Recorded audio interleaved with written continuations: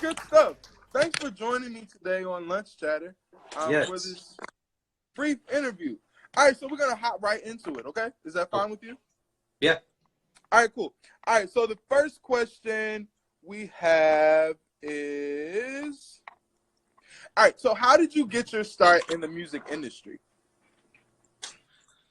My dad played with James Brown and Jackie Wilson, and that's pretty much where it started from. My mom sang, was in a girl group. This hair is not trying to work with me today. Got my alfalfa. My mom was in a girls group, and my dad was the backup band for that girls group. And so on tour, they kind of fell in love, and so they both had a love for music from the beginning as mainstream artists. Wow. So they were both already in the industry, correct? Yeah, both mainstream R&B artists. Yes. Wow, that's pretty dope. All right, so listen, you're a lot of our musical vocal hero. So who are your inspirations growing up? Like everybody has, those people that they study, they look up to. Who are your musical heroes? My musical heroes, definitely vocally, or just you talking about vocals or just in general? Because you're a musician too, correct? Yes. Yeah. God, Utaka, Chick Corea, George Duke, Stevie Wonder, Billy Joel, Buffalo Springfield, Joni Mitchell. Yeah. I like her quite a bit. Cool stuff. For modern stuff, I really like her. She's like my favorite. Daniel Caesar. Okay. I like his work. Yeah, but as far as the influences, mostly Janet Jackson and Prince. So I remember you did I want to say it was the cover. I forgot, it was live. And I absolutely love it. I think it's Janet Jackson, I Get Lonely, or I Get So Lonely. Yes. Amazing. Still to this day. Like impeccable all the way around. All right, so we're going to keep it rolling. All right.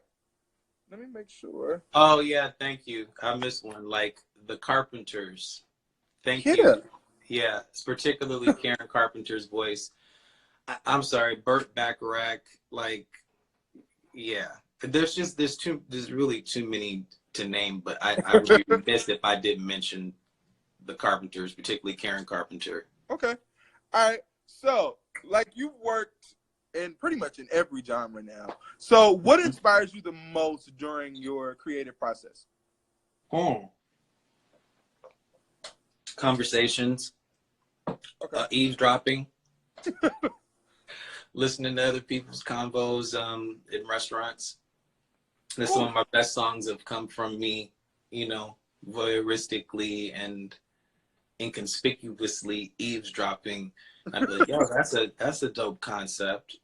That's an interesting way to say things. Because I think people are way more interesting when they don't think anyone's watching them. Right. So absolutely. You can really get, yeah. Okay. B.slade, Scorpion. God bless. All right. So listen, many of us came to first know you through gospel music. Yes. Do you think you'll ever return to do a full gospel album in the near future? Yeah, I've actually been working on that. Oh God, a while now, maybe 3 years. I've been working on Out the Box 2. Oh, cool. But I thought it would be ready by now, but it's just about ready. It'll definitely be this year sometime. Wow, that's a lot. That's really great to look forward to. Like many of us, it's been a long labor of love. Trust me. Yeah. That's really good news. I'm actually happy to hear that. Yeah. Okay, so you've been in this industry. We've already talked about that for a long time now. What advice would you give to like an up and coming new artist? Wow, take advantage of Instagram because it's your free television network. True story. It's the only place that you can actually study your own algorithms and really hone in on the demographic that love what you do and fan those flames. I think it's really important. People are destroyed for a lack of knowledge, and careers are destroyed for a lack of knowledge these days. You have to be able to, as an artist, I would say up and coming artist, forecast what the coming trends will be. Yeah. And be the first one in line to either take advantage of that or answer that through your art. True story. After that, you're just a part of the viral, you know, sensation. offer. You're not really the catalyst for it. You're not causing it to jump off. And that's the key, is to be the first doing something that someone hasn't done before. That's or true. in a different way. Of course, everything's been technically done before, but you want to be the first one to reinvent that new old idea. Yeah. Nothing is new under the sun, people. That's right. I mean, people have said. All right. So it seems as though like every month for 2018, you were releasing not just a song, new songs, EPs. Like, as an artist, how many songs have you released in total? I think it's in the thousands. For real? Yeah, songs, not albums. I've done like 34 albums, but then there's there's albums I've never even released. There's thousands of songs I've never released and hundreds of albums I've never put out. So yeah, and so then I just acquired all of that, my older catalog as well. And you know, that took a long time to work to get back, but you know, I finally own everything. That's what's up. That's definitely what's up. That's crazy. Thousands of songs, and these are all released. Yeah, there's been thousands of songs released. If you look if someone was to play like all of my albums, you could. I think someone told me they listened to all of my catalog, or the majority of my catalog, and it took them 3 weeks to get through it without repeating one song. So that means that's that many songs to get you through almost 3 weeks of worth of 24 hours of music, different songs. So that's kind of like an indicator of how many songs, you know, have been in the marketplace. All right, b.slade, we have a question from the viewers. All right, so how did you choose what goes out and what stayed in the vault? It switches. I really follow the pattern of Walt Disney with releasing material, especially if it does well, after a while pulling it off the market, because scarcity creates demand. That's true. And it's like the opposite of that is the best way to sell safety is really to promote fear. So in that same regard, sometimes when people feel that there's always access to a thing, especially in a streaming market, a lot of times they just take that streaming aspect for granted and never really purchase. And so when you're an independent artist, in addition to everyone streaming, I, along with my other independent colleagues, need that purchase too. So that we can continue to bring you the music we bring, because the mastering's not free, the recording's not free, the producers are not free, the styling is not free. We have to do videos, we have to do hair and makeup, transportation and craft services. Like, you know, so people are like, well, I'll stream it. But independent artists, we really need you to go ahead and click buy on that. And most people do not, these days, buy what they hear. They buy what they see. So my focus has shifted to making great visual content. And, you know, hopefully this year, you guys are going to see so much visual content from me that you've never seen these many visuals from me in my entire career. So that's the good part about 2019. Cool stuff. All right. So starting with today, there's a brand new video that's out. I was a Cass's male lead for Sharice Mills' new video, Can't Trust Myself. And that just came out today on usweekly.com, and it's on YouTube. Cool stuff. You can check my page for that info, but it's a pretty racy, sexy, adult, just very hot.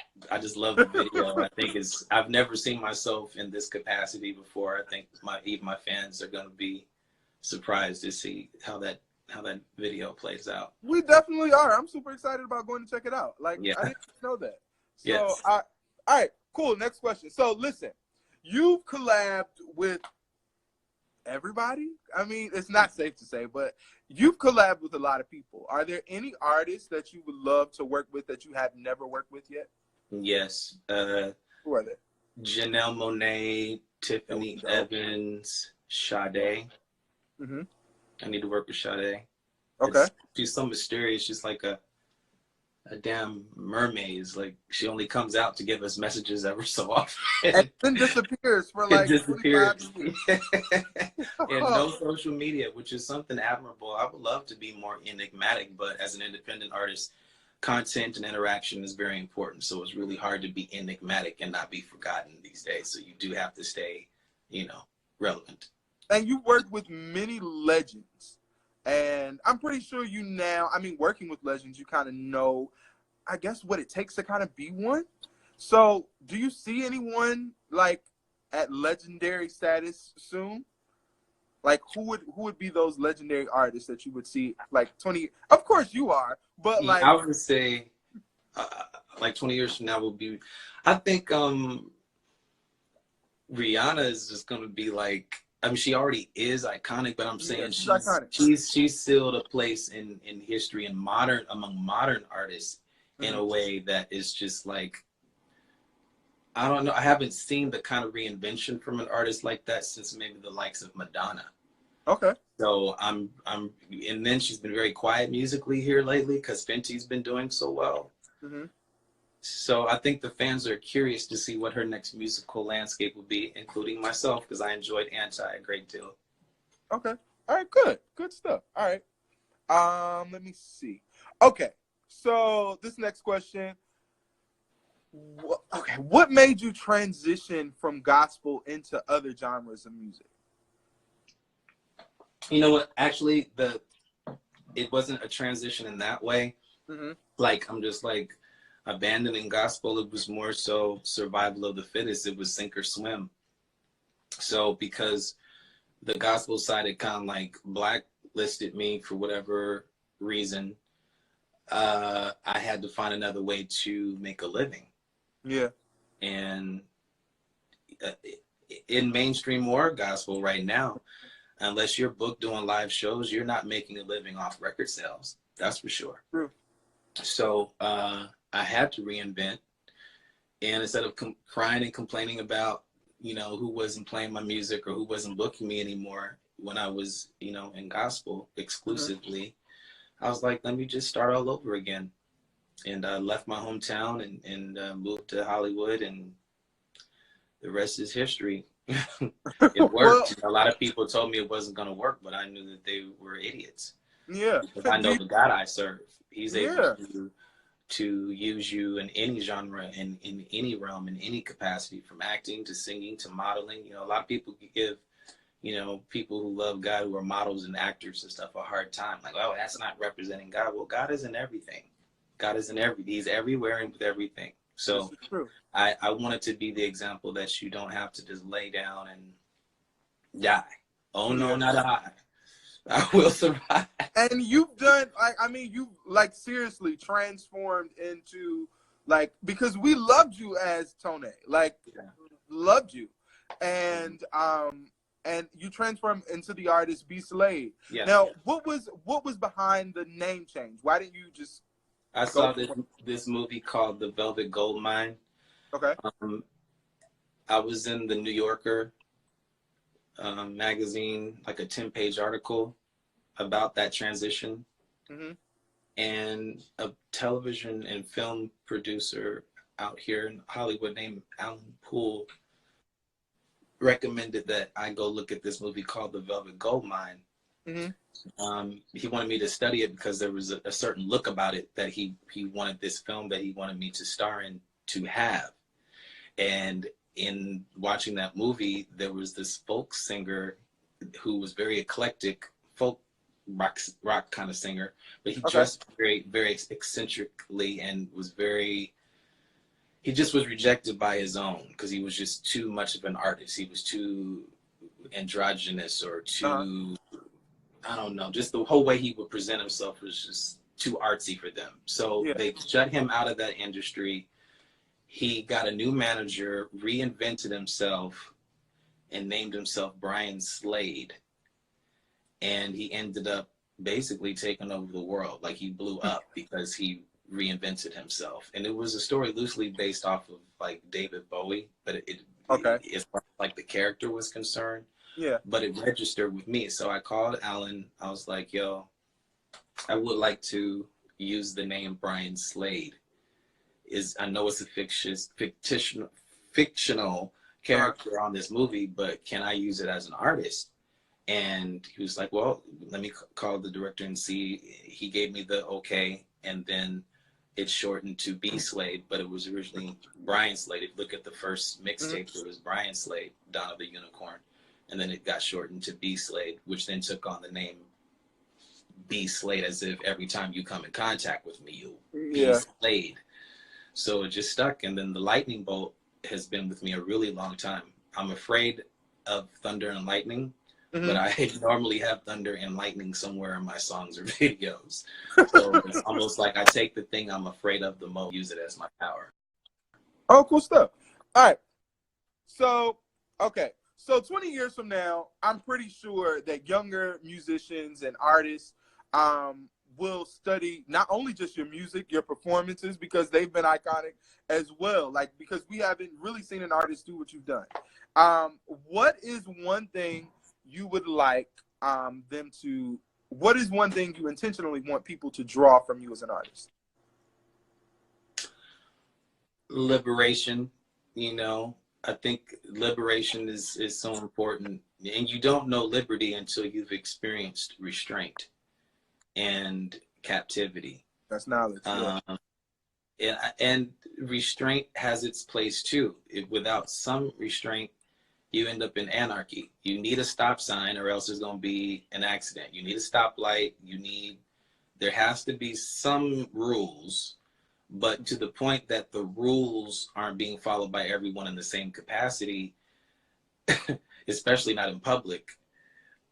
It's best to follow your heart and go with your gut, because you know what it is that has to be done. And it's usually the thing that you're afraid of the most. The thing you're afraid to do, the thing you're afraid to wear, the songs you're afraid to sing, those are the things you need to probably do. Okay. Because don't let it, first of all, fear is not of God.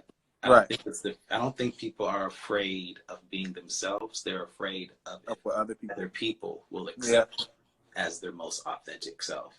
And that's lame, because people are fickle. They don't know what they like either. And they switch up. So they're looking to you as a leader, as an artist, to be like, this is my precedent. I know it hasn't been done before, and that's just why it's going to work. Wow, that's good knowledge. That's really good. All right. So last and final question, b.slade, and we're going to let you go.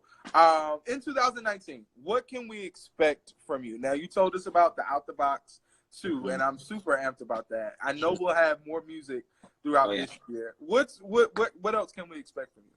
Lots of music videos. I mean, there's so many visuals that I've shot, and Cy Smith, I did a remix album for her called Sometimes a Rose Needs a Remix. So I did a couple of remixes on there, shot a video with her.